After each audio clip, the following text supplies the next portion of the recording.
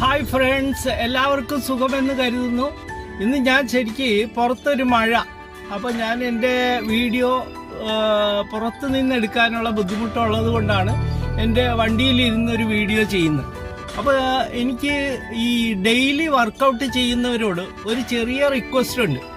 അവർ എന്താണോ ചെയ്യുന്നത്, അത് സൈക്ലിംഗ് ആയിക്കോട്ടെ, അല്ലെങ്കിൽ സ്വിമ്മിങ് ആയിക്കോട്ടെ, അല്ലെങ്കിൽ ജിമ്മിൽ പോകുന്നവരായിക്കോട്ടെ, അല്ലെങ്കിൽ റണ്ണിങ് ആയിക്കോട്ടെ, അല്ലെങ്കിൽ നടക്കുന്നവരായിക്കോട്ടെ, എന്തോ ആയിക്കോട്ടെ, അവര് ഡെയിലി സോഷ്യൽ മീഡിയയിൽ അവരുടെ കാര്യങ്ങൾ പ്രതിപാദിക്കാൻ, അവരുടെ കാര്യങ്ങളൊക്കെ ഒന്ന് പറയാനുള്ള സന്മനസ് കാണിക്കുക.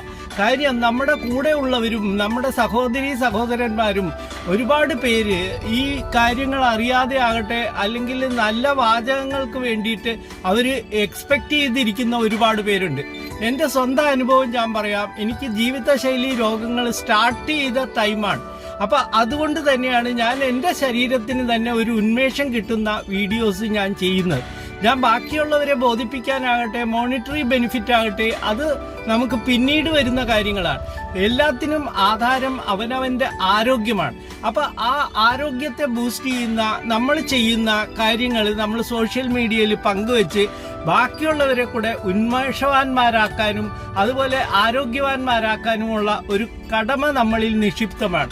അത് നമ്മൾ എല്ലാ ദിവസവും നമ്മൾ കൃത്യമായിട്ട് സോഷ്യൽ മീഡിയയിൽ പറഞ്ഞു കഴിഞ്ഞാൽ ഒരുപാട് പേര് ഫോളോ ചെയ്യുന്നുണ്ട്. എനിക്ക് വളരെ സന്തോഷമുള്ള ഒരു കാര്യം, ഒരു എൻ്റെ അനുജൻ, ഒരു ഫ്രണ്ട്, അയാൾ ഈ കഴിഞ്ഞ ദിവസം എന്നെ ഒരു പേഴ്സണൽ മെസ്സേജ് ത്രൂ ഫേസ്ബുക്ക് ഇട്ടത്.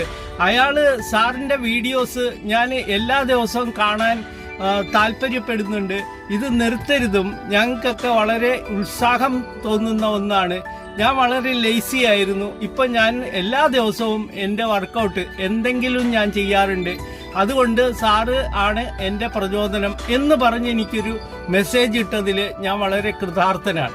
അപ്പം നമുക്ക് നമ്മളിൽ തന്നെ ഒരു വിശ്വാസം വർദ്ധിക്കാനും നമ്മുടെ ആത്മവിശ്വാസത്തെ ഇൻക്രീസ് ചെയ്യാനും ബാക്കിയുള്ളവരെ ഡെവലപ്പ് ചെയ്തെടുക്കാനും സമൂഹത്തിൽ നല്ല രീതിയിലുള്ള ഒരു ക്രിയേറ്റിവിറ്റിയുള്ള ഒരു സമൂഹത്തെ നമുക്ക് ഡെവലപ്പ് ചെയ്തെടുക്കാനും സാധിക്കും.